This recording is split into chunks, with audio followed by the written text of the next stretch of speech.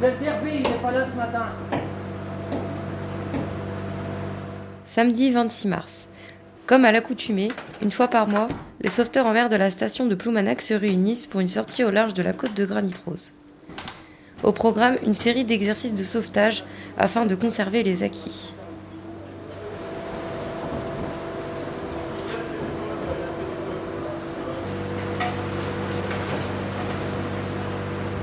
T'as de la chance. Ah, t'as de la chance. Ah. Alors j'étais à la piscine d'un soir, avec moi C'est chaud ça? C'est super chaud. On a fait des entraînements cet hiver, c'est impeccable. C'est chaud, c'est agréable, ça flotte. C'est presque difficile de plonger avec. Tellement ça flotte. Il y a moyen de prendre deux brassières là, pour... Ah oui. Kim, tu peux envoyer une paire de palmes s'il te plaît? Et moi aussi, j'ai eu du matériel pour la cabine. J'ai pris dans le public.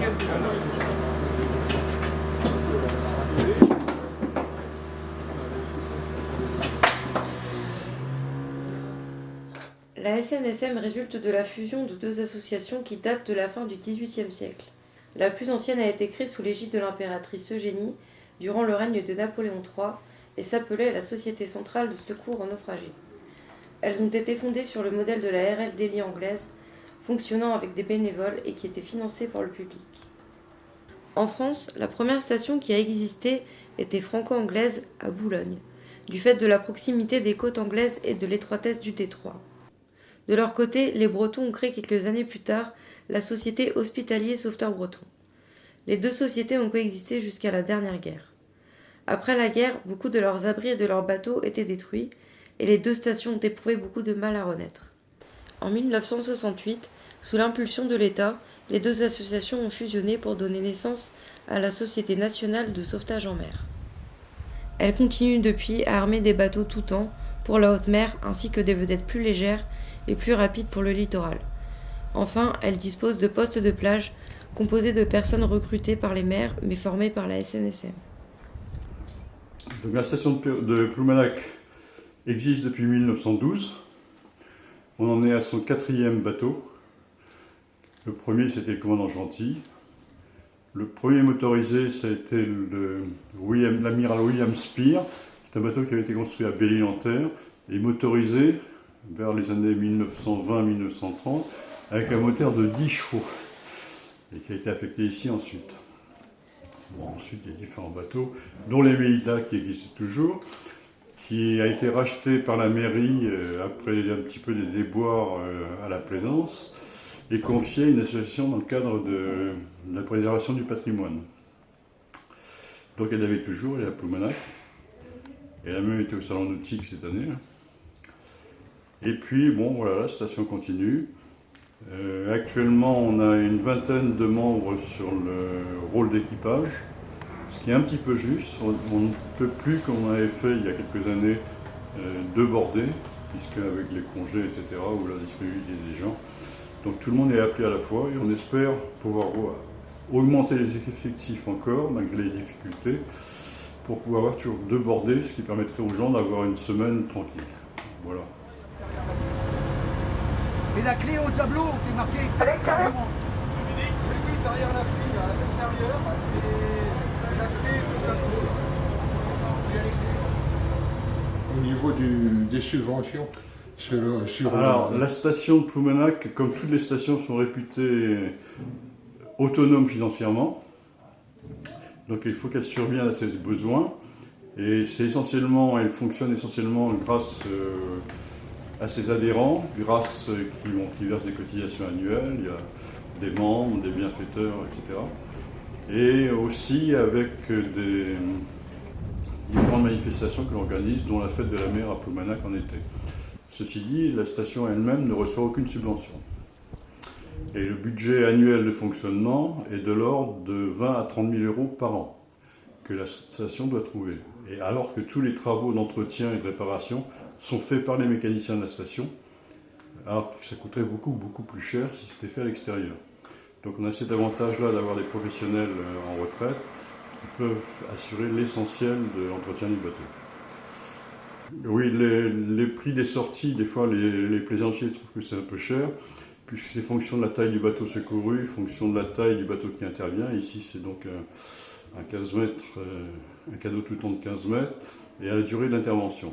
Or là c'est passé récemment, parce que ça n'avait pas été revalorisé depuis 2008, c'est passé à 635 € de l'heure. Et les plaisanciers locaux ont trouvé, comme d'autres plaisanciers d'ailleurs, ont trouvé que les tarifs étaient extrêmement importants. Ceci dit, une sortie de sauvetage nous coûte à peu près 10 fois plus cher que ce qu'on facture. Donc voilà. Les missions en mer, ils sont fréquentes ou ils sont... Alors, sur les statistiques, sur plusieurs années, on sortait environ entre 25 et 35 fois par an. Depuis la crise et dans le contexte actuel, on est descendu à 20, enfin ça remonte depuis 2-3 ans, et on pense que c'est parce que les gens ont moins d'argent, il y a moins de gens qui louent des bateaux, etc. Non, il n'y a pas beaucoup à prendre au niveau des bidons. 98 de l'avril.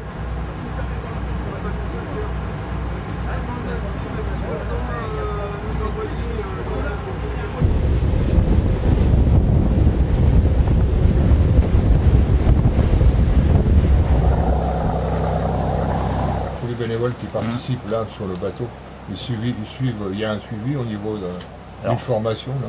On a plusieurs types de formations. Donc, moi, par exemple, ça fait quelques mois que je suis bénévole, donc je suis stagiaire pendant 1 an déjà.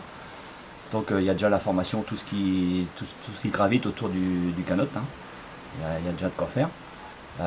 Savoir passer une remorque, savoir mettre le Zodiac à l'eau.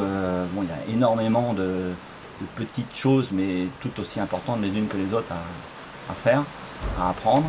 Et ensuite, on a des sauveteurs, donc des nageurs, niveau 1, niveau 2. Donc ça, ce sont des formations internes SNSM. Et ensuite, on a aussi des formations de secouristes, niveau 1, niveau 2 également. Voilà, donc ça, ce sont, on va dire, les formations de base qui est souhaitable d'acquérir pour pouvoir être un bon sauveteur. Il y a un personnel tournant sur le... Ici, de permanence, à chaque sortie de... On est bénévole, hein, donc on n'est pas d'astreinte. Par contre, on se tient à la disposition, c'est-à-dire qu'on a tous un BIP. Et les premiers qui sont sur place partent, donc c'est le patron qui décide. Sachant qu'on a 10 minutes pour venir ici, sur l'abri. Il ne faut pas habiter trop loin, il faut habiter à 10 minutes maximum. Sachant que le canot, en 20 minutes, il faut qu'il soit parti. Donc l'idéal, c'est qu'on ait au moins les 6 personnes dont j'ai parlé tout à l'heure, au minimum. À partir du moment où on a les 6, le patron décide si on part ou si on ne part pas. En fonction aussi du type d'intervention. Voilà.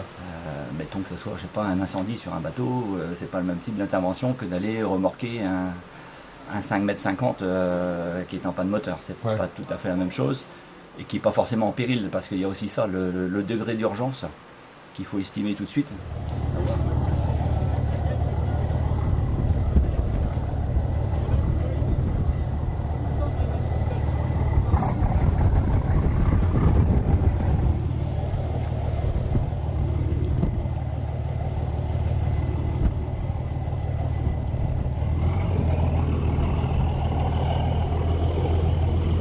Il faut aussi avoir un certain amour de la mer, non?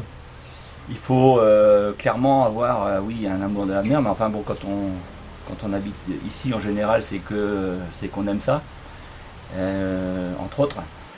Voilà, donc oui, on a une passion de la mer.